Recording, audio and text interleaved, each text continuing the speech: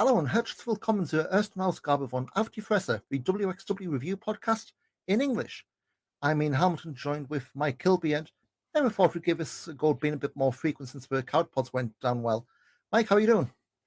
Good. I didn't realise he was doing the start of it in German. I thought I'd signed up for the wrong show there, but yeah, You watched the doing good. Ask CMJ, you picked something up anyway. Well, yeah, I've always wanted to watch them a bit more intently, but unfortunately, a little bit slight in the old German these days. Yeah, well, we only get to practice it, 2-3 times a week, unless 2-3 times a year, even unless we want to watch the. There's no chance. Nobody has any patience. Yeah, Duolingo maybe not the most used app on my phone these days. No, definitely not. But yeah, I mean, guess since a lot of folks heard us do the Carat preview and review, I don't know, we want to give a bit of background to everyone listening, how we both got into following WXW, because I guess both our origin stories, for one better word, be a little bit different to each other's. Yeah, for sure. I mean, I think I've wanted to do something like this for a very long time, and it's kind of always been trying to find the right sort of output for it, and having somebody sort of do all the hard work for me as well is also good. No, I've been into WXW for trying a number of years. I sort of joined in sort of halfway through 2016. I used to do a radio show called Rock Bottom Radio, which some people sort of originally sort of knew me from. It was a student radio station, a student radio chat show, and one of the guests we had on was Bad Bones and Alpha Female. So sort of trying to do a bit of swatting up on them. I put on, I think it was the 15th anniversary one. The 15th, well, it was one of the anniversary shows. It was the one previous to 2016. Yeah, I kind of loved it. There was people I already knew. There's people I'd sort of heard of, and there was completely new people. It was unlike anything I'd ever really seen, especially in Europe. The standard of it was just, for me, it was just really, really exciting, sort of seeing a promotion that was as innovative, I think is probably the word for it. And then sort of through Rock Bottom Radio, got through to WXW through sort of the press. What's the thing? Invite the media center. That's it. God, I've forgotten the word of it. It's been so long. Got invited through the press media centers, and then obviously that's how I think me and you really started hanging out. Really, I suppose through that. But that was for Carat 17, and I've sort of been hooked ever since. Really. I guess, I mean, for me, it's probably the same kind of time frame. Obviously, WXW now started from August 2016. Yes. No, I think before then, the only real way, unless you're like the Alan Farrells of the world, where you're actually going on buying the DVDs, it was like back Ring of Honor back in the day. If you were following the product, you were kind of following on, DVDs for whole shows. You ever had the Shotgun, on YouTube? At the time was most clips. Shotgun was my gateway drug. Yeah, it was a hell of a gateway drug for a lot of us. But yeah, I mean, I think looking back, first real shows I followed, because back then, Back Body Drop was, I think, only Wee Ben at the time. First shows I started covering was the 2016 World Tag League, and then it's like, well, hey, Shotguns every week. It was a Tuesday or Wednesday from there, and back then it was appointment viewing. Like, there's a community of us all, every Wednesday night at 8 o'clock our time. I think it was 7, 8 o'clock. I think it used to drop about 6 because it was 7 in Germany. Oh yeah. Times, yeah.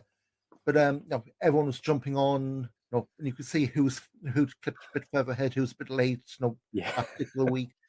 It was just, the kind of community, like, okay, yeah, you've got the network, you've got, some TV shows or some wrestling TV, but to have a show where it was dropped on Vimeo at the time, as it is now, but Vimeo, not rebrand them, was dropped at a set time every week, and just seeing everyone, pretty much flock to it. That was always spirit of WXW. I think it's always had, even from day one from us following anyway. That was always when you say it like that, it was always a bit of a stretch, because I've never experienced any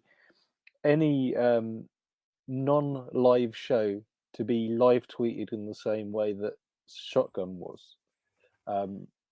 because really there was never. I can't think of anything else that was sort of it dropped at 7 and people were watching it at 5 past. You know, Yeah. I've You get never people sort do of like experienced that with screenshot anything. gifs. So yeah, very odd, isn't it?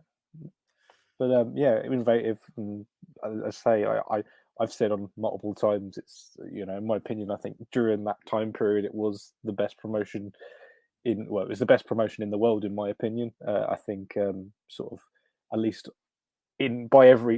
by pretty much every metric, it stacked up against the very best in the world, and it was best indie promotion, if not the best promotion in general. Yeah. I'm just looking, to see like the data. We now launched, and I found they put out a press kit at the time.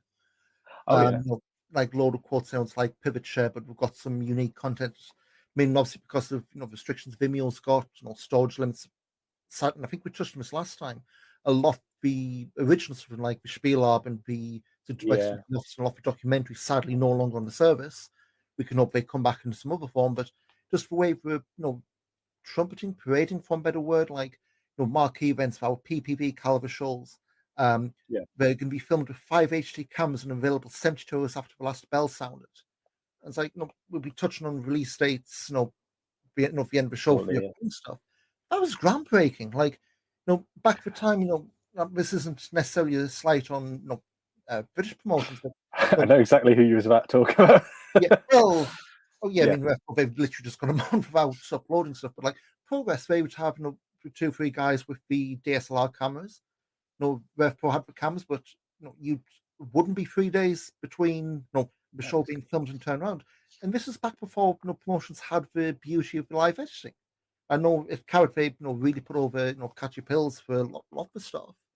Like it was that whole thing they showed over one Carat weekend a few years back, where it's literally final bell, get all the SD cards out for cameras, dump them onto a Dell laptop, run upstairs. It's like those weekends really were fueled by Monster, and when you're looking like Back to Roots, Dead End, over 16 Carat Gold, True Cult, Superstar of Wrestling, Shortcut for Top, Fan, Tag League, Broken Rules, Anniversary, and it's like you've got all those shows where you are pretty much committing straight up. You pay your however much a month it was, and you'll get these shows 72 hours from 72 hours late. So Saturday, Sunday, you get them Tuesday, Wednesday, and it's like that was unheard of. And when back then, we were also running your shotguns on top. They were doing a massive touring schedule. If you remember the banners where they had shows, and in the academy until recently, we've had all the dates listed. Like that was a massive amount of work filming and editing, and it worked. I mean, it got both of us hooked, at least on the on-demand side. Yeah, and this is the thing. This is something that was done in 2016. I think 72-hour turnarounds in 2022 would be pretty innovative for a lot of promotions, to be honest. So yeah, I think it was certainly one of the main reasons, and I think that the value in it has always been there's always been something interesting there's always been something interesting to see, and the beauty of a promotion that is 22 years old this year is that there's a lot of archive things, there's a lot of lore, and there's things that they can call back to, and like there's some of the like for example some of the shows where it's like been the I'm intensely jealous of anybody who can watch those. Is it the Timeline WXW shows? Yeah, the series with Taz, Felix, yeah. I would love to be able to sit and watch them, but unfortunately, I haven't got a Scooby-Doo what's been said. So it's one that I would sort of them sort of shows. You sort of mentioned our CMJ.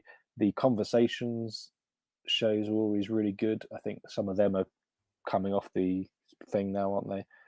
The early ones, yeah. I mean, we did the lockdown series where it was Dennis and Robert Dreisker sat in the studio, literally with a piece of perspex between them, which I always found. I don't say found fun, it's not just strange, like back then was all stay at home, and again, I don't know what restrictions were, allowances were, but you see like this piece of perspex dangling between them. It's like, is that? I mean, again, you did what you needed to do, 2 years ago, but again, that was when they after the last Carat 2 years back. They had that Wheel of Wrestling show, and then it was crap. We have no content, and we have a VOD platform. and to their credit, they found ways to get content out there. Yeah, It for wasn't sure. just relying on, well, we have X years of DVDs with ripoffs up there. They did the best of 2005 series, I think was Andy Jackson did. Yeah, They made that into a regularish series. So again, that's part of the benefit of actually having your own back catalogue and being able to respond to it. One year you can go through and have, was it the Slam Masters 2 and Mannheim or whatever it was, the Bad yeah, Bones Emil Stolci match, which I think they'd rather forget, but just random shows like that. Or there's one I DM'd you about earlier, the Zack Sabre Jr. Carsten Beck single light tube match. yes, Just random stuff in there where you can go through cage match and find I never knew Hiromu Takahashi wrestled in WXW. Hiroshi Tanahashi was Tanahashi yeah, Absolute Andy match. absolute That's the Andy. thing, Yeah. it's on WXW now. And it's just that sheer breadth and width of the back catalogue. It's well worth the however much it is a month. It is, I think it's about $12.99. I think they're quoting now, but it's well worth it if you just dipping into the back catalogue, let alone the existing stuff. Yeah, for sure, for sure. But So it's all to WXW now, and we should get a bit of a cut for that. But yeah, so I mean, with Auf Die Fresse, I mean, guess if you've seen any WXW show, you've probably heard it being chanted. And we figured, yeah, well, if it sticks, why not run of it? But we're not planning on being like any kind of regular, every Wednesday, every Thursday. no. That's no. We're looking. We are sort of at the mercy of the release schedule. So, Yes. yeah. I mean, previews and reviews, but obviously more of the reviews because, I mean, literally, as I was putting the notes together this afternoon, matches were being changed, which we'll go over afterwards. Cover like any big stories, dip into the past every now and then. I know there's a lot of old shotguns and a lot of, big segments, which, it's clicking around today. And you brought a while back the Timothy Thatcher Dirty Dragon Yes. like free match, and I found out on a shotgun. I Not think very good, isn't it, thing? shotgun 336. I'll And take then your once word. 100 bucks now, which maybe spoiler alert, was found on a friend Matthew used to write up shotguns, and literally 2 episodes later is probably one of the most memed or gift moments from Shotgun. Walter Is and it the CMJ in is the it fridge. Walter with the fridge? Yes. Yes. Yeah. It's just that whole thing of like I said with Shotgun, we'd go for more than just the matches, like those backstage segments, which it could be something like that. Could be Melanie Or Walter and Tim playing with the Schalke pen. Yeah. So that's the beauty, and Killer Kelly eating gummy bears with Marius Alani. Like that's the beauty of that was the beauty of Shotgun in that period is that there's things I actually have more fond memories for weird visual things that happened in Shotgun than actually a lot of the matches. I don't know. Again, this is the the YouTube algorithm, but every so often YouTube keeps recommending me a Shotgun. I guess like they used to put up the top 5 moments of Shotgun every week. Oh And yeah, the one it always throws me is one with Melanie Gray. I with guess Bobby in the shower. yes. Yeah, of course. Yeah, that one gets Every turned few in. that keeps coming. It's like That must hit the algorithm quite well from the thumbnail. That's what I think what it does. yeah. Well, yeah. I mean, wrestling fan. I mean, but let's not go there. But Yes. and last time out, obviously, we talked about carrots. This episode, we're going to talk about the Wheel of Wrestling show, which went up. We touched on it, but We touched a little bit, but go in a bit more detail. There's a few bits of news that's come out since then, storyline and otherwise. Then go through other stuff. But I guess what we probably should do is do the stories first. So yeah, sure. we ended 16 Carat Gold with Francis Caspin being carried out. Robert Dreisker stretched him, the Arabian clutch, camel clutch kind of thing. The whole I don't like his in terms like the heat of it, I guess, was Caspin has to retire for back injury. Dreisker went after it. Yeah. Well, I think last week was announced that Francis Caspin is out as WXW sporting director, a storyline role that's had quite a few faces in it of late. I guess we start all the way back with Christian Michael Jacoby, the Sportlicher Leiter. I guess it's the on-screen figurehead of the company. I guess the formalities for all it's presenting the trophy, carrot, and tag league and what have you. Yeah. Quick time. Yeah.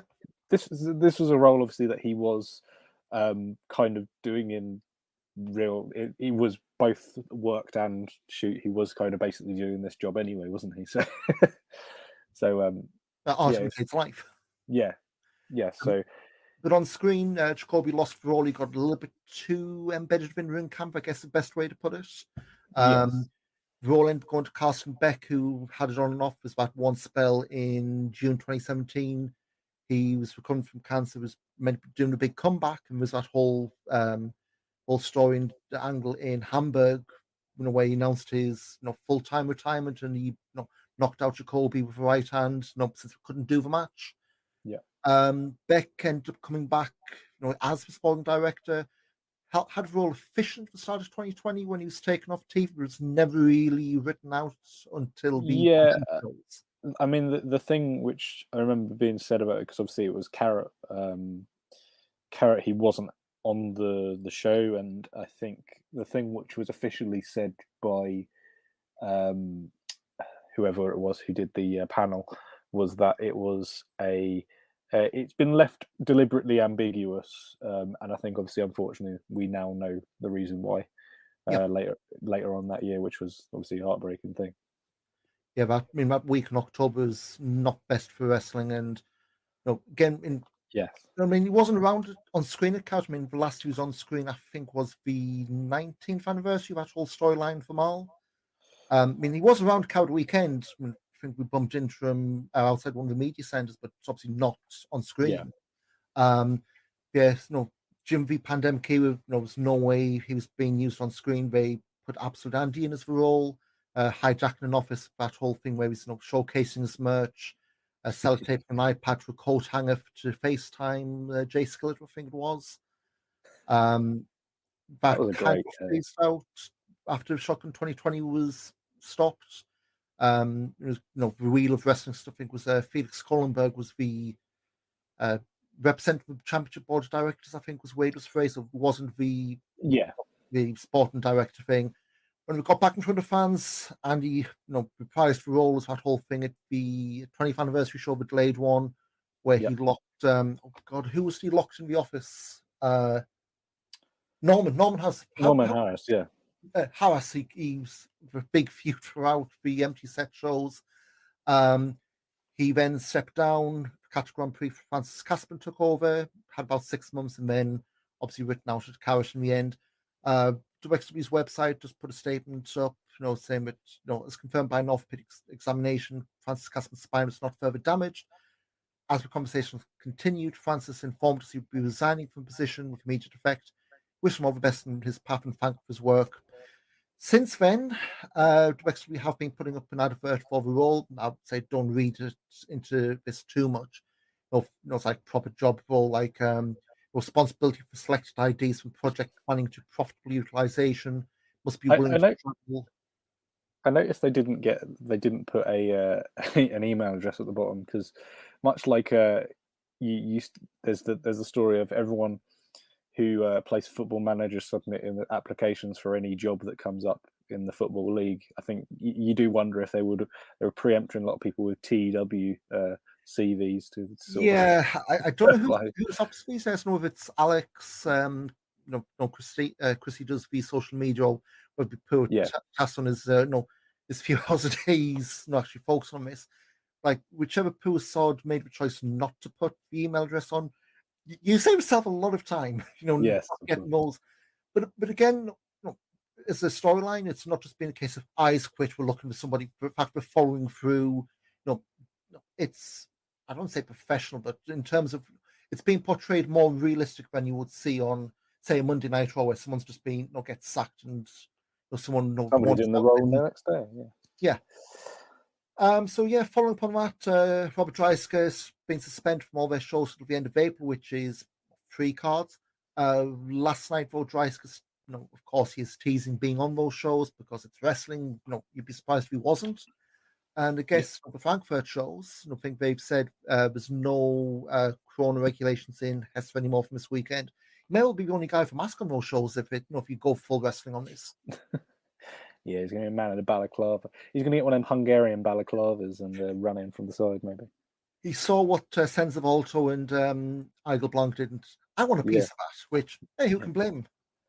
They were €25, I think, weren't they? So I mean, probably not practical in the middle of summer, but give it 7 or 8 months and be you'd be back all to right. that weather for it. Elsewhere, guess we cursed WXW a bit. The show that was meant to have been this coming Sunday in Erfurt got moved to July 17th. Turingans extended their COVID measures. I believe that Okay. was one of the first shows WXW had to reschedule at the start of COVID. Remember, Tass was telling me like there's one show in particular that they moved back in 2020 when COVID first hit. And Erfurt is still yet to be done with. Yeah, Yeah, one day we'll get there, but that's that is, the it's chip of the probably a month on the shoulder, decision I from guess. the local promoter, because I think the thing that maybe it's not always clear is I understand that a lot of the shows in the towns you've not heard of, to be kind of the polite way of saying it, the towns you've not heard, there are a lot of the times they're promoted by sort of local promoters that they say, yes, we want a WXW show in, over traveling or something like that. I mean, So I think it's probably a decision of the local promoter, isn't it? Sebastian Hormichel does, I forget which town it is, but I know Yeah. whenever they come out, like he's really hot, more than usual on the promotion, which makes sense. Yes. Elsewhere, WXW's put out a call for wrestlers taking part in a wildcard edition of the Wheel of Wrestling series over Tag Festival weekend. We did Yes. a few years back for Ambition. A-Kid, Daniel McBay, Taylor Rust / Rust Taylor, Dominic Greeny. They've all been listed as folks who benefited from that. No limitation who or what they're looking for. Just been asking wrestlers to send a CV, some promo pictures, and links to matches of theirs if it's online. Yeah. It's scheduled for Monday, October 3rd. Of course, Tag Festival this year is over a bank holiday weekend in Germany, so it's not like people have been asked to go to a wrestling show on Monday lunchtime instead of work. But I mean, Why not? I mean, I have to admit, I've always thought they probably could run a show on Monday because there's so many people. There's so many people who are like just waiting to get flights home on. I'd just I get a mean, flight at 7 in the afternoon, 7 in the evening instead of 11 in the morning. and just pray that BA don't mess you around like they have me the last few Yeah, times. But do the show at 2 you should o'clock. have them today. Yeah, But see, I mean, these wildcard things, we've kind of said there's I think it's more of a way to get notes. So, like, I would expect, things Felix's email address. We've said in the past he watches a lot of stuff off IWTV. So, a lot of folks, I think it's like will put you up in hotels and give you access to Tag Festival weekend. So obviously it's for cost of tickets, I but guess. the thing is, You if break you're it on down. that wildcard show, you're going to be booked elsewhere on that weekend, aren't you? Oh, absolutely. I mean, we Yeah. saw with with the Smash guys over Coward weekend. Yeah. Von Vertical's in Europe. He's done ICW, he's done a bunch of promotions in England as well. But you're not, if you're making the call to, even try and get association bookings, elsewhere. It's not just me. You flew yourself over. Yeah, you've got a couple of bookings in England, Southwest Wrestling, Modern Nomad, ICW, whoever's going to book you. And well, we're just going to use this one show. Odds are will probably pull you in for maybe an Inner Circle, maybe whatever else. So, and again, it's getting my foot in the door. So, yeah, if things line up, it's hardly the worst choice guys can make, I guess. Bet on yourself. I've seen a lot of people do that, and spectacular results, I guess, could say. And Yeah. guess go back. That was maybe one of the things a few years back people going on about when it was that big rush of the NXT contracts. And want to go back a few years for something else. Of course, this weekend's WrestleMania weekend. No one from Europe sat running in Dallas this year, I think. No European promotions, and really worker-wise, not that many that not huge, but not WXW people anyway. Not that I can see anyway. There's been names who've done Couts and what have you, but Michael Oku's probably the biggest European worker. Obviously, Tim Thatcher returns this weekend. He returns from retirement this weekend, so that's against Tomohiro Ishii's one of the big matches, and he's on Bloodsport, which will probably, as of recording, you've probably missed it. So Bloodsport, and so Thatcher's return is probably the most interesting thing, sort of, for anything with WXW implications, but yeah, bit of a lean weekend this weekend for WrestleMania. But like say, no European promotions. But if you WrestleMania 2 years ago, it was meant to be in a 16 Carat Gold Revenge in Tampa.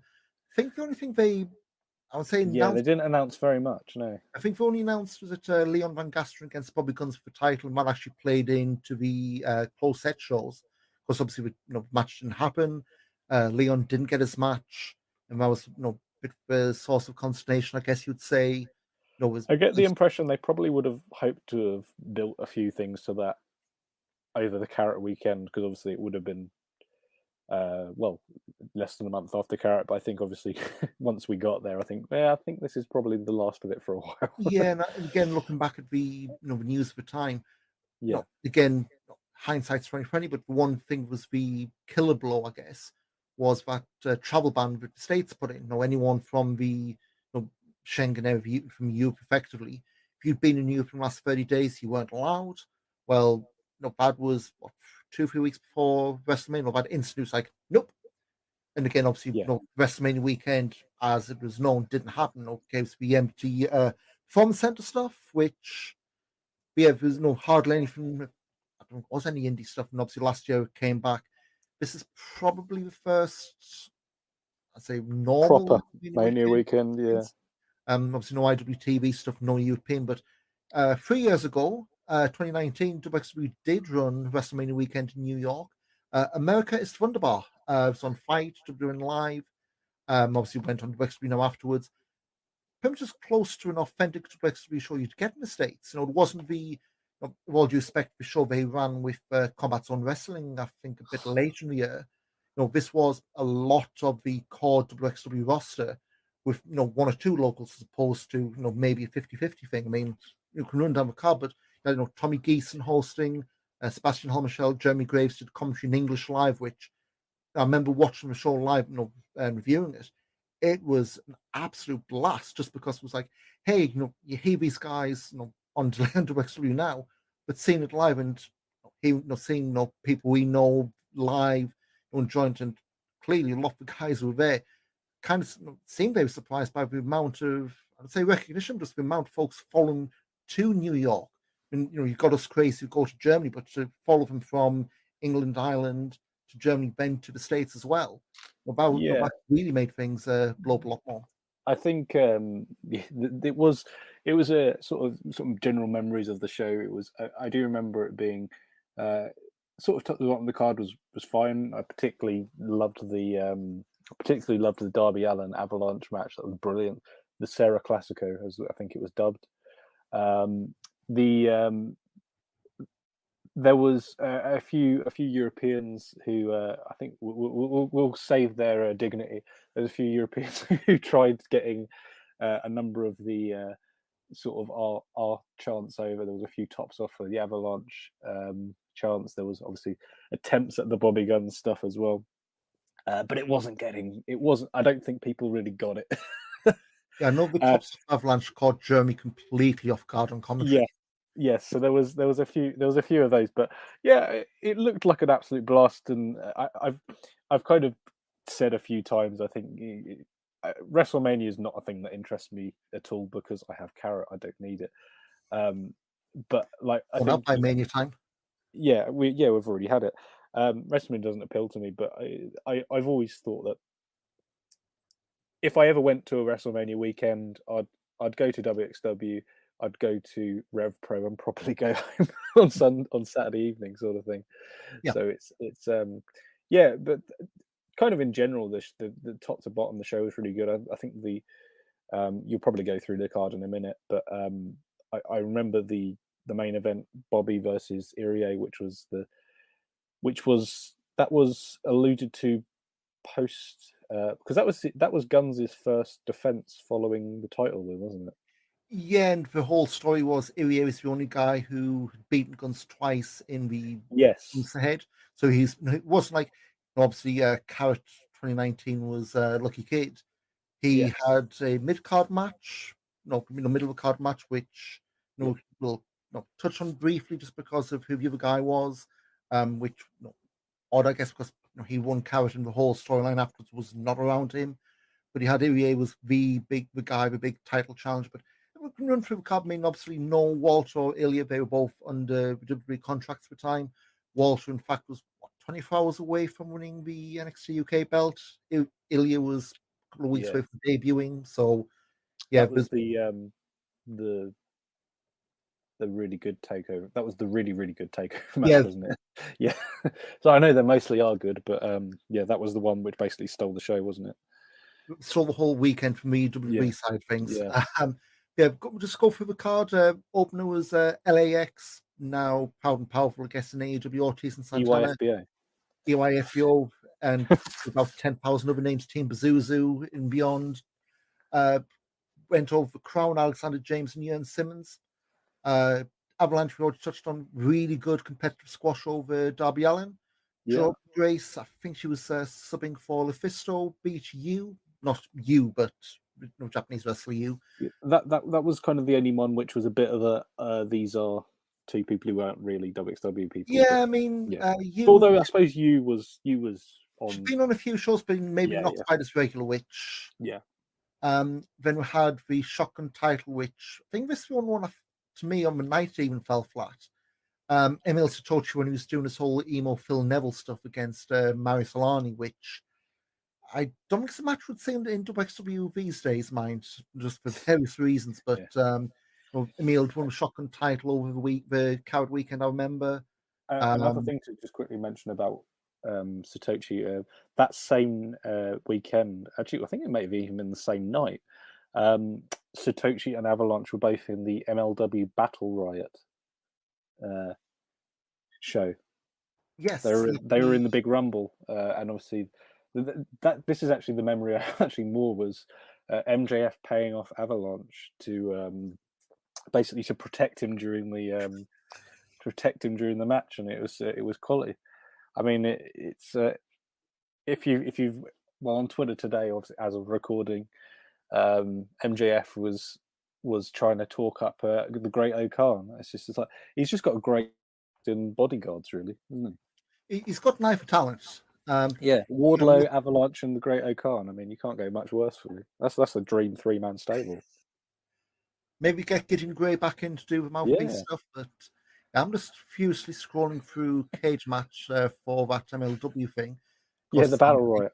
Yeah. The problem was they had a show called Battle Riot. Yeah.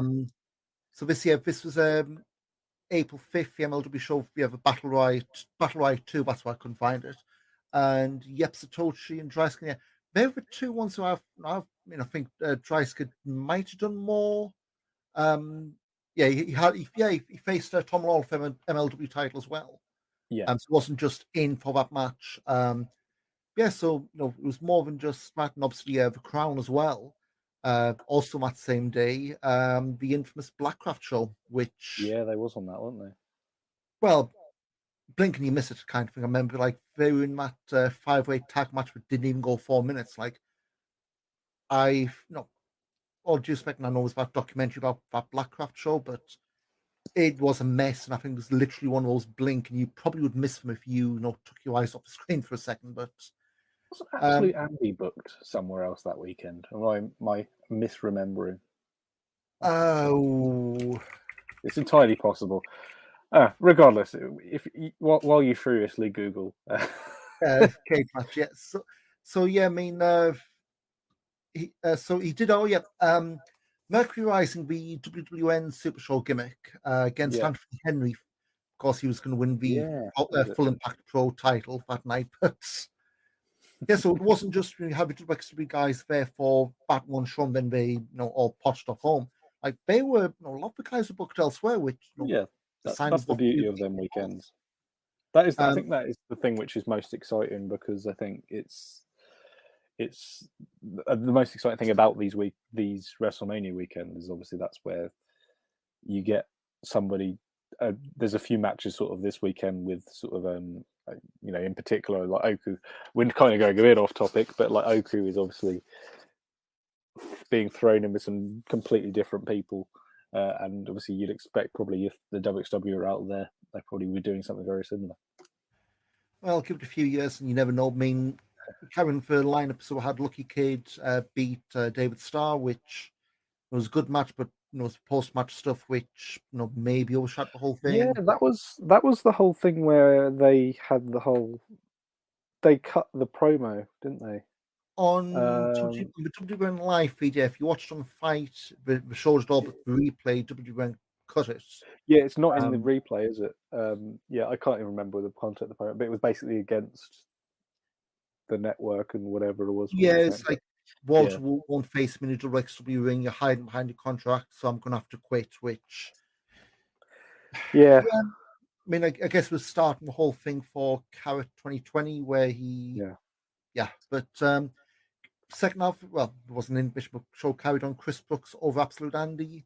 Aussie Open defended the WXW tag titles over Anthony Henry and James Drake, which, I mean, we forget 2019, Schadenfreude was making a big push into WXW, and that oh kind of, Christ, yeah, yeah. And then main event, we touched on Bobby Guns beat Shakira Irie. Joe yeah, Janela came out afterwards to challenge Bobby Guns. They did the street fight at the Superstars Wrestling show late that year. And we were talking the other day, that all built up to Joey Janela, built up from Janela retweeting a video from the after party at Carat. yeah. There was Bobby Guns being crowd because you don't do the after parties, do you, Ian? On media weekends, no, it's usually No, too no, much photos or what yeah. have you, and yeah, I like sleep too much. Yeah, well, yeah, us are irresponsibles. Yeah, the Bobby Guns sort of crowd surfed post title win because that was obviously the weekend he won the belt, and there was the whole thing about Joey. I can't remember the exact tweet. I could probably find it, but I'd have to look for it. Joey basically said like, "Oh, these Europeans think this is how they throw a party and whatever it is," and yeah, basically, they kind of built the match from just a tweet from. I mean, I assume that would have been something that would have been worked anyway, but Janela sort of. But it was a sort of an interesting dynamic, and I think especially for the way that WXW was, I think at that point still blowing up, and I think it was blowing up more internationally than, as in more than just the Europe. It was kind of going beyond Europe at that point. A lot of people, sort of the American fans that I knew, were kind of very, very excited by Gianella versus Guns, and I think it was a good angle to sort of end the show on because I think it ended up being a pretty decent match by all accounts. Was that the show where they had the fire alarm, the Superstars of Wrestling? I think that was Shock at the top. I was like It bang might in have the been middle of summer. Shortcut, yeah. I've actually found Sorry. a tweet. So I think WXW must It run could like have been Shortcut because I was at that Shortcut. may well be in Superstars. I remember there's one maybe. shot that had all that, but I found a tweet and I think WXW runs like a scraper where like old posts get or old videos get deleted. Yeah. Yeah, I'll come to Germany and really show this asshole how to really party. This looks like a sweet 16. Bobby's reply was, "All right, teach me how to party and I'll teach you how to wrestle." And then going through, you can see like Tony Deppen replied. There's fair few retweets and like so. Again, if that was something was decided back in March, that's another long-term story, long-term planning at least. It's not just I will book this guy, have him come for a show, and Yeah. so this was more than just your isolated. Hey, we're WXW, we're coming to town, and he's 3 stars, and we can put all of your all us against your local guys, kind of thing. As honest to God, that show could have been in Hamburg. Yeah, no problem. Yeah, absolutely no problem. Again, no, don't know how we get to something like this again. I mean, WWN doesn't exist as it did back then. Evolve's being sold off to WWE. I think right now WWN is like Shine, FIP, and I think the last I saw we've got like a series on YouTube. It's like Proving Ground thing, which is literally in a warehouse. But again, WXW this year rightly focusing on their home market. We said, the scene as it is now is not a mistake to have European promotions over there and do numbers. I mean, we've seen the past promotions go over there and I don't say embarrass themselves, but embarrass themselves. So, again, give it a few years, have things bubble up, get the buzz going. Who knows? But for one and only Mania weekend show, you could possibly get something. Maybe not. It wouldn't be in America, but you maybe possibly with the the September potentially mooted show in Cardiff. That's mooted with WWE, isn't it? I don't know. You could maybe get. I wonder whether if is it Survivor Series or whatever it is going to be in Cardiff. You do wonder if maybe you will get a bit of a mini village of promotions around it. But I mean, that being said, they'll be thundering towards Tagfest by then, so you think they're probably not. Yeah, I mean, for the moment, I don't think that WWE show's been announced. Obviously, Yeah. schedule's got that traditional summer break. Yeah. But who knows? I mean, personally, if they do, I hope it's not Cardiff. Went to an Attack show there years ago.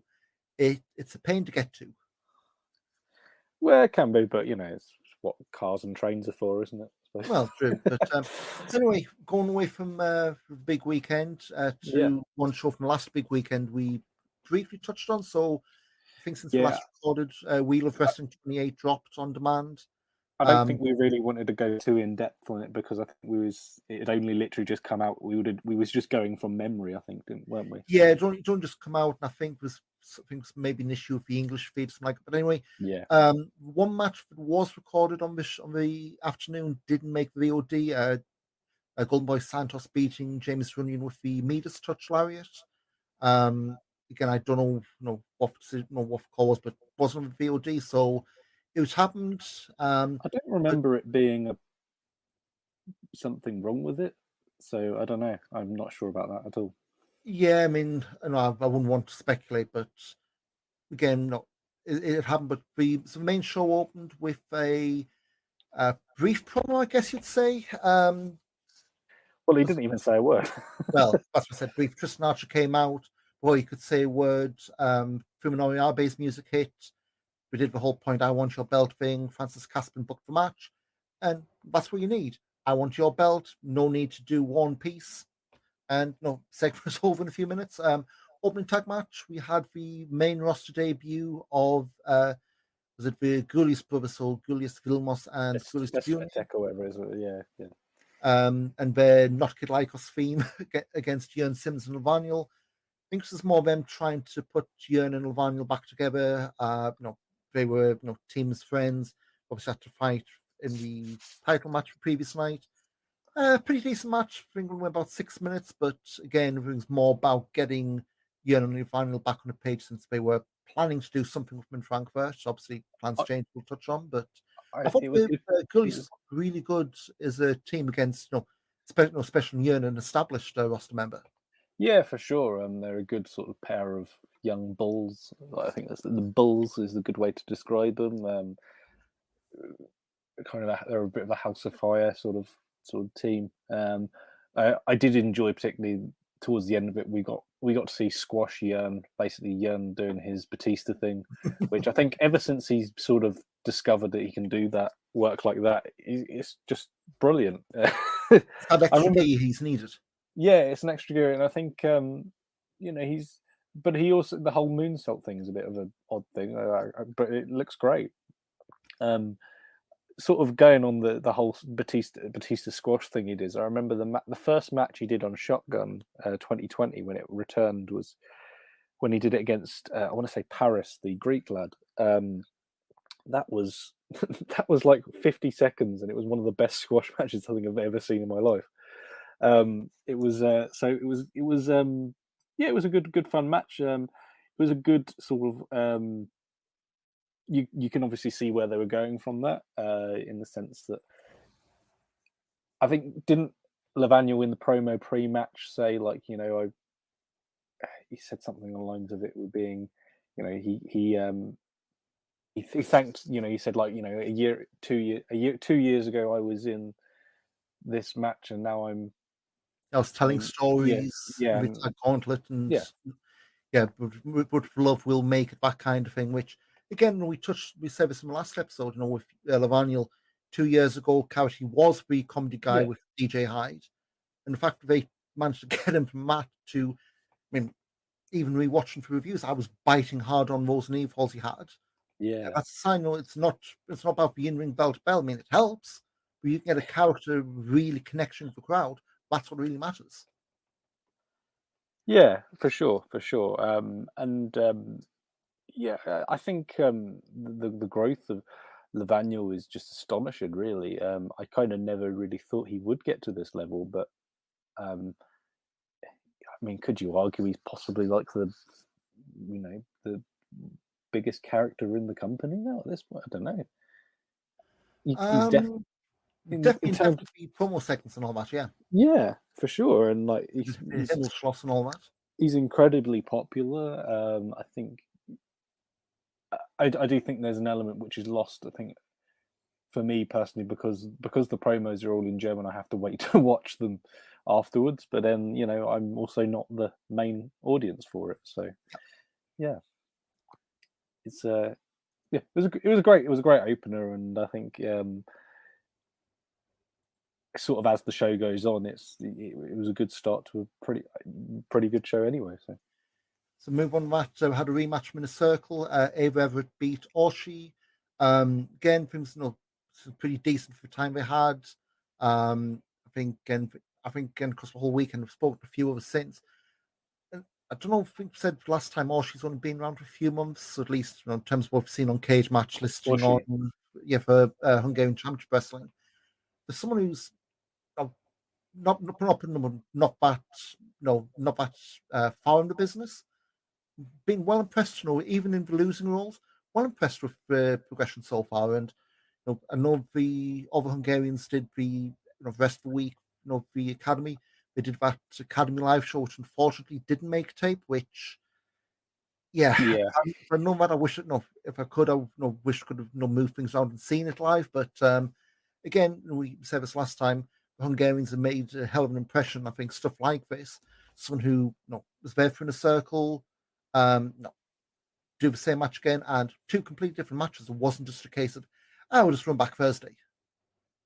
Yeah, it was a lot shorter than the one on Thursday, wasn't it? The one on Thursday, yeah. The first one, I want to say it was about 10-15. This one's about 5. So, because again, you had to do two different matches. You couldn't just go, I'll just do the final 5 minutes of this, that kind of thing. Yeah, for sure. I think, yeah, it was fine. This match, it wasn't excellent. I think Ava, I'm not sure really what to make of Ava Everett. Really, especially, well, as you'd know, Ava Everett is obviously the champion at this point. But I'm not particularly over enamored. But she's got the belt and thinking, I believe she's back to America at the end of the month, or at the end of April. Sorry, so probably not going to have that much longer really with her as champion, unless she takes it with her, which entirely There's been possible. weird things. I mean, we had the shotgun Yeah, belt. there's been weirder things. Yeah, the shotgun belt went on tour with David Starr, I suppose. So, but I don't really see that being that thing, because I don't really think Everett works a lot of places in the States, does she? So maybe a match in Limitless, but yeah, we can see. Yeah. Afterwards, I had a video, and I mean, I had to wait for the subtitled version as well. So it was Oscar rotation, Faiz Aguilar with Anil Marek, of course. Anil had a shoulder injury, so he couldn't wrestle at all over the crowd weekend. They'd booked a 6-man tag, Margaret, Baby Allison, Heisenberg against rotation, Faiz and Oscar. Scream here if you want. But the whole interview is interrupted by Coach Dreisker. Fused, they weren't happy doing a rematch. Having not been embarrassed enough by them. Dreisker tried to intimidate everyone apart from Oscar, which I thought was a bit noteworthy. Like he was staring down, Faiz, he was staring down Anil. I'm saying, no, you don't have my approval of this, but do whatever, that kind of thing. And yeah, I mean, the match again was fine. It was one of these where I thought this match was great. Sorry? I thought this match was great. I'm just looking at your review of it. 2 and 3 quarters. I must have been in a bad mood for this one, but I mean, yeah. Again, I think the whole thing was, they painted as the Academy guys being, we're going up against, against what name they given? So I know Dave Bradshaw tried to call them the family, and I guess for NXT UK, given Lucky Kids Gang, De Familia, that's maybe a bit too close, but. The faction is called Maggot, Baby Allison, and Vincent Heisberg. That's again with that, it's the whole thing. The Academy's having another go, and maybe it's proven well. maybe Coach Dreisker was right. That was maybe the story coming out of it. As much as you don't like him, it's that whole thing said back in the day. The heels are always right. You just hate to agree with him, that kind of thing. Yeah, yeah, for sure. I think the whole implication was that Dreisker was he felt you can almost actually in a way draw a line back to the kayfabe Schlag match from January, and it's almost as if like this is where Dreisker's he lost face in this match and consistently against a trainee that went rogue in Heisenberg. Heisenberg previously part of the academy sort of setup. Trainee went rogue with Maggot, who I think going years back on Shotgun, I could have sworn there was a whole thing about Maggot being like untrained and. Am I right in thinking that? Because there was a thing with Ringkampf, wasn't there? Yeah, vague. Like I know the whole thing of. And maybe I have to look into that again. But there was the Shotgun's on the WXW now. Yeah, the idea that somebody can just walk away from the academy, join somebody he's a rough boy. Let's say that for Maggot, a rough lad, not trained in the academy, and then still turn over the head coach. And the rest of the team and the star pupil, it's a loss of face for him. And obviously the events that happen later on, I think, speak for that. But you can almost draw a line back to that. I guess maybe one, I'll say big spot, but like the one big take with a lot of people hadn't missed. Baby Allison rotation obviously WXW's long since dispensed the whole intergender thing, if you want to use that term. Oh yes, Baby Allison chopped rotation. First she had that. Well, we went face to face. He didn't want to hit her. She threw the first shot. It's like, well, F you, and that whole thing went up. Like, let's he. It was completely unexpected as well. It's just refined me, like rotations for the good boy. Yeah, he's the most wholesome. Wouldn't say boot or goose, that kind of thing, and just that fire, but you rarely see. But yeah, so again, I probably have been a bit harsh on the rating, but again, these aren't exactly scientific. But yeah, the end bit, Fayaz kind of did get squashed as the elevated, what is that, mutual lock thing that Allison does. And once again has justified why Dreisker was furious at him, because went against his word, and they somebody in who's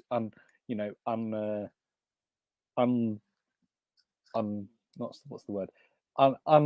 Unassuming, not unassuming, but basically not unworthy of sort of being representative of the academy, because I don't think he'd represented it before then. So yeah, no, because the whole thing during the MTV Arena shows went, because obviously stuff with Fayaz and Heisenberg, cost Heisenberg the match against Senzu, and Igel Blanc got his head shaved, and that whole thing of he's a training, but Donkey's ready, and the whole thing with Fayaz has been he's been put on shows without Dreisker's approval from day one.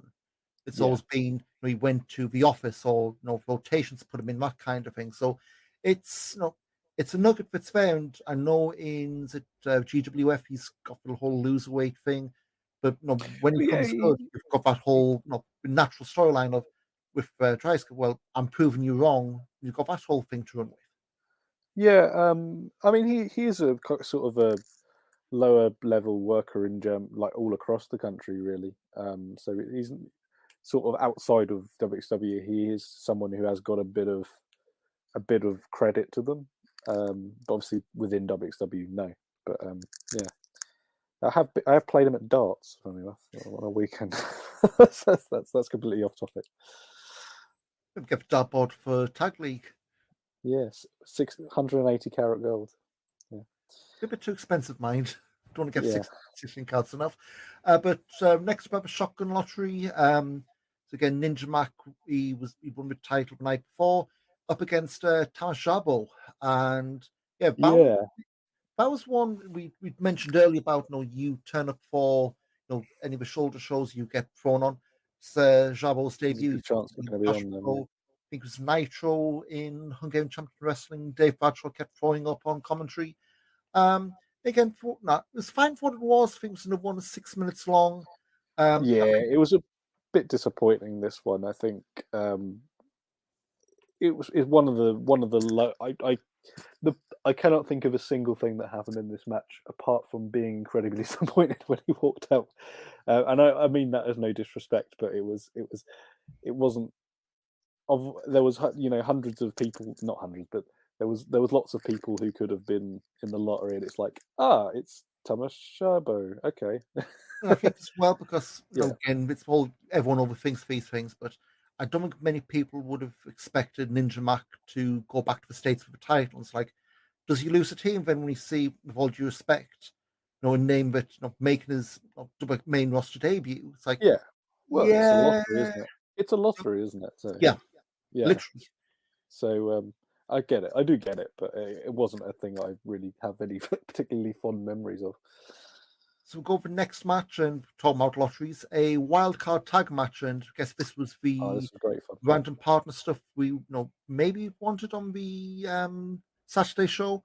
So you start off with Nikita Charisma coming out first to the Rotten Flop music.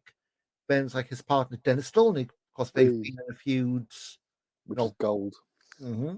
Sebastian Suave and Lawrence Roman, who does not, maybe looks a bit like a certain NXT UK referee. On the opposite team, Michael Schenkenberg, Psycho Mike, Vaughn Vertigo, and Norman Harras. Yeah, his career has incredibly in Lucha, but this was your comedy match for the weekend. Yeah, it was certainly one of them. Although the one on Sunday night was probably one that people will remember more. This was better than that one. Psycho Mike was incredibly over at this show on this match. Although there was obviously the whole thing with Nikita Charisma waiting for Schenkenberg to come out. They come out and then they realise, hang about, we're not together. On opposite teams. So there was kind of all that sort of elements. Psycho Mike sort of being coerced by Rotten Flot to do their bidding. On the dark side. Yeah. There was... What else was there? But teased to think a Poke of Doom stuff. Yeah. There was a lot of stuff on there. It's definitely one that it was engaging throughout the whole thing. The sit down protest, Psycho Mike stopping Taz doing a count when Rotten Flot are trying to pin each other. Yeah. Dennis Stolnik going, that's a steal loss. When you've got someone as unhinged as him asking what's wrong with Psycho Mike, there's issues. That's all I'm going to say, guys. Yeah, I mean, let's say, how long did this one go? Quarter for now. I mean, again, we've seen like comedy matches go along, people complain. It's perfectly fine. To me, I thought it was probably one of the matches of the show. Yeah. Just the fact that it was different. It wasn't just random 4-on-4 tag. You actually had the guys into playing off each other really well. It wasn't just weren't. And some of the promotions probably would have done this. Them playing off the Shanda stuff, beats to death, like like Dead Horse kind of thing. You had stuff. If those who went to Inner Circle, you had the Sebastian Suave, Norman Harris body slam stuff. They, I think eventually got to work, and obviously Psycho Mike, working that hard, come to death. But I think, in terms of the fun side of WXW, at least what we're known for, this is one I'd put up there as a very recent example of it's more than just the in-ring stuff. But roll on, we've got Eva Kolaski with Dan Molman. She's upset because she lost the title. And this, I think, is the sign of a change in attitude, if you want to use that. Yeah. It wasn't no, I'm going to fight my time and get it back. Was more, Stan brought up, Ava had to cheat to beat Orshi. And it was like, well, I don't care about Orshi. It's that whole thing, which it seemed rather sudden, and then went straight to a match. She beat Guy Glass in about 2 minutes. Not much to it. It's Eva getting back in the win column. Another video done with Michael Knight and Bobby Guns. They won the Rotten Flot tag gauntlet the night before. Obviously, the long feud they had wrapped up at Back to the Roots. They kind of said we're going to be a tag team. Well, here you go. As for match, it's good, but then I think we mentioned this for time. It ended with that unfortunate injury. We did go into this one, I think, didn't we? Yeah. Match itself is fine. Yeah. you could tell was the whole thing of was more they wanted to do, and then fate intervened. Thankfully, Michael Knight's fine. They're doing a match again this weekend. I mean, just based on what I saw there, this particular pairing at least, does have legs, I would say. Yeah, and I think they're two singles guys who sort of have established themselves sort of, well, Knight in sort of less time, but obviously Guns will speak for itself. It's one of these. It's a tag team which obviously they're going to pick up a lot of wins simply because they're considered the big stars. But I think they did work really well together. They're kind of doing this whole the t-shirt for this tag team. I think they're calling themselves Only Friends, and they're kind of doing this whole hand-holding thing, which I don't quite understand. And they're riding zebras. I think it's a spoof of the Best Friends in AEW. Oh, well, yeah, I suppose you're right. Yeah, it's a bit of an odd pairing, but we've only seen one match from him, two matches from them, so it's kind of you're interested to see where that goes with that. And whatever substance the t-shirt design was on, let us know. We'd like to try some. I don't know. The former commentator might have been selling things like that at some point, but well, yeah, I can see too much of that weekend. Let's put it like that. But go main event before we get ourselves into too much trouble. Fuminori Abe, Tristan Archer, Archer's first title defense. Again, much like the Robson Ninja Max stuff. I don't think anyone's expecting Abe to win. Particularly because that would have been a hell of a shock. It would have been. It would have certainly told was what 350 who's there. It would have been dead funny if they'd changed every single title on this show, and everybody turns up on Sunday night and they go, "What the hell's happened here?" That would have been incredibly funny. I think the second time when I went to bed last night, Tristan Archer was champion. Why the hell is it Fuminori Abe? Yeah, that would have been great. Well. Tass, Felix, 1 year. There's your idea. Just don't blame us if it backfires on you. But I mean, again, it's the first defense. I thought it was credible. It wasn't like random guy off the street. Arbeid, built up a following and some support over the weekend. And yeah, I mean, again, it was a pretty straightforward win. Yeah, Archer had that promo at the end. Establishing himself. I think that's what we need to do because, as we said before, WXW's schedule is. I'd say at the moment erratic, just in terms of the shows we can and can't run, or shows we are running ahead. So you don't get the luxury, I guess, of having a show where it's like, he is Tristan Archer non-title, singles match just to get embedded in. You may as well hit the ground running when you've got this kind of schedule. Of course, and also if you have the opportunity to have Fuminori Abe in a title match, then go for it. And history will always look on, in 10 years' time, we'll be able to go, oh, do you remember when Tristan Archer beat Fuminori Abe on a Sunday morning? One of those wacky things in cage match in 5-10 years' time, like in the whole thing, like we mentioned about the Absolute Andy Tanahashi match. It's just one of these weird matches that history will look on and go, well, that's something that happened. So. It was a pretty decent match. Well serviced. Abe looked great, obviously, as he did at every match. But it's Archer. It's sort of at least from a storyline perspective, Tristan Archer's beaten one of the best wrestlers in the world. So he's got that featherless cap. Yeah, he's got that tick in the win column.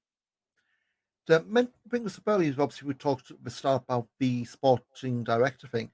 Have you got any particular shouts you'd want to see come back that role? Sporting director. Well, I had two. Dirty Dragon was obviously number one, but I don't know how likely that is. But I think he would always be a really good person for it. The other person I'd quite like would be Melanie Gray. Actually, I think as a character, because I think I don't know if she's. Well, she's still active, I think, but I don't know if she's suffering an injury or something like that. But no, she had a knee injury just before the last Carat before down, and I don't know if she's sort of returned from that, has she? But I think as a character, at least in the boom period of WXW, I think she was always one of the stronger ones, even if maybe in ring she wasn't to the same standard as some of the other people around her. She was always character-wise, she made up for it. And I think you could definitely see someone like Melzy's always been someone who's incredibly popular. She can do the skit stuff very well. And I think she's the first. She was the first. No, she wasn't the first women's champion. That was Kelly, wasn't it? She's a former women's champion, and she's kind of always been a part of the furniture. And I think it'd be really good. I think she'd just work really well in that position. How about yourself? I mean, Mel's is not bad. Bad shout. I mean, it's that team shout of Andy. Maybe get some experience. Was with team the amazing, spectacular, invigorating, monumental, wonderful, and historic absolute Andy experience featuring MG. And yes, I did spend the time you search one out. I mean, it's a problem. Like, it's the whole thing of, do they want to play it straight? In which case, I don't know. You can go with me to grab someone from the office. Well, I think I think there needs to be some humor, because I think there's always been a slight element of humor to WXW in general. So I think you could have a Mikey Schwartz maybe. I don't know how well that. Mikey Schwartz. Just had a message from Sean with a really good shout, kind of linked to your Dragon call out. Adam Polak. Yeah, maybe. I don't know. Is he still involved? Because I didn't see him the other weekend, so I don't know. Maybe he wouldn't be top of my list, but we'll see which direction we go. I mean, they said be starting advertising from the 1st of April, so maybe make something Frankfurt show this weekend. I guess just a wrap up of what they've got announced the next few shows. So We Love Wrestling 29 at Batch Cup in Frankfurt. At least when we were recording, we had about 20 tickets left, and they've relaxed all the COVID regulations. So no masks, you don't need proof of vaccination, recovery, etc. Pretty much almost like old times, except there's a lot more seating. Yes. Slight change to the card announced earlier today. Main event's now a freeway for the title. Levaniel's having to quarantine in his Himmelschloss, so best wishes to him. But while he's quarantining, we've got Tristan Arch defending the Unified World title against Jörn and Axel Tischer. Yeah. Stephanie Mays, Fast Time Mudo in a rematch from the show just talked about against Michael Knight and Bobby Guns, and Maggot defending the Shotgun title in a lottery match. The top 3 title matches, but he's pretty damn good. Yeah, for sure. I mean, I'm not expecting any trees to be pulled up, really. I think we're only one, maybe 2 events away from Carat, so I don't really see any changes there, especially in that match. You got opportunities for at least with the shotgun lottery. That's always a sort of a big pop, or if you don't want a big pop, you can put Norman Harris in it. No, come on. Whenever he's a surprise, it's always like, it's Norman Harris. No, we like Norman, honestly. But the name pulled out a lot, mine, to be fair. What's that? I mean, he's had his name pulled out for lottery a lot. Him and Dennis. Yeah, I think he's bought lots of tickets in this shotgun lottery in the past. Guess elsewhere, one more title match. Forgot my formatting, blame me. Ava Everett defending women's title against Baby Allison and Eva Klaski. Oscar defending the Academy Cup against Jacob Crane. Jacob Crane, who's a Polish worker, I understand. Yeah, he's done some of the Academy Live shows. Been pretty perfectly fine from what I've seen. Again, not on the main roster. I admit I've not seen it. If this is something they, not obviously every show, but make this a bit more of a fixture. If only to give Oscar, a reason to be on the shows, because it's harsh and being phrased, but they did have that thing with Rotten Flop, but never, went anywhere. I guess never resolved, I suppose. Yeah. But at least him having the Academy Cup, it gives one a way to put him on the shows, but 2, I guess as well, anyone who's on most Academy Live shows, it's a reason to, I would say a tryout, but for all intents and purposes, a tryout, I guess. Yeah. Yeah, I think the Academy Cup is a thing which is used as and when it's required. There's been a few Academy Cup champions who they've held it and it's never been mentioned, whereas here it's at least being put on the shows. I think in particular there was Rotation was Academy Cup champion for years, wasn't it? Yeah, I can't remember. And I think obviously Julian Pace, I think, was the same. He had the Academy Cup for a long time, and it was never mentioned. So, yeah, it's by all accounts, Jake, because Jacob Crane was sort of talking the other day on Twitter about he'd driven, he drives about 21 hours to get from Poland. So where in Poland he's from, I have no idea, but he drives 20 odd hours over to sort of the Ruhrpott, and fair play to say this is where your opportunity, where you grab an opportunity, isn't it? Yeah, just looking on cage match for the Academy Cup. Johnny Evers, Rotation, Timo Feis, Julian Pace, Benjamin Van Ays, Vinny Vortex, Goldboy Santos, and obviously Oscar. So Timo Feis is a name I've not thought of in a long time. Yeah. So he did Shortcut for Top last year. Yeah. But I know he's had injury problems. Like, just looking at his cage match, it's mostly been like the shows we've done for German Comic Cons, like those kind of shows, the Academy shows. I liked him though. He was, I did like him. I thought he had a sort of good upside. And Chan Shaisat, from I remember. Yeah. I don't know how we would fit in nowadays, but yeah, certainly did quite enjoy the old team, I thought. But, anyway. Well, right, I would say like a repackaged, but he changed his look a little bit. So, hopefully, whatever. I don't know if it's a Ninja's comeback or whether it's real world or what have you, but yeah, hopefully he managed to find a way back. For sure. Elsewhere in Frankfurt, got Rotten Flot, obviously Nikita Charisma, Michael Schenkenberg against Dennis Stolnig and Hector. Not Icarus, I put my notes. Don't know why I've said that. Sense of Ultra against Nigel Blanc, but I guess that might be a bit of a question mark. Senzo injured his neck working for the German Wrestling Federation for the weekend. Still being advertised as we're recording, so it's on the sheet. I think that's pretty much it for the Frankfurt show. Just doing a quick scroll through now. I've actually put the final graphic up now. So, freeway dance, shotgun title, women's freeway title, world tag title. Yep. So that's all there for now. We've gotten rid of the individual match graphics. So, 7-match cards this Saturday in Frankfurt. Very few tickets left. So, if you're listening to this, you're in Frankfurt, or able to go and want to, hurry the F up, I guess I'd say. Following weekend in Papenburg at the, I'm going to butcher this, so apologies for Alpha Spider. It's the first time we've run Papenburg, I think. Very close to the Dutch border, looking on Google Maps. Yeah, I did actually look, because April 9th is my birthday. I did actually look, I was like, where actually is that?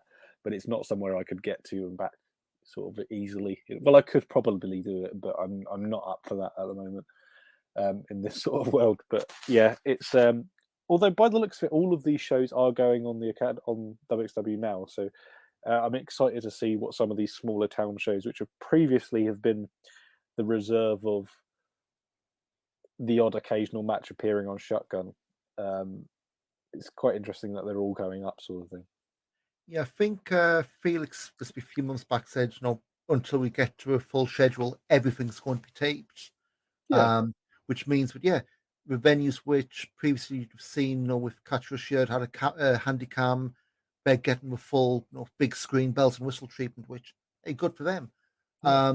We have only announced that so far. We have, that's just pulling up the updated card. So for Oscar Vincent Heisenberg. Oscar Heisenberg, Eva Kolaski, Baby Allison, not announced the title match for the obvious reason.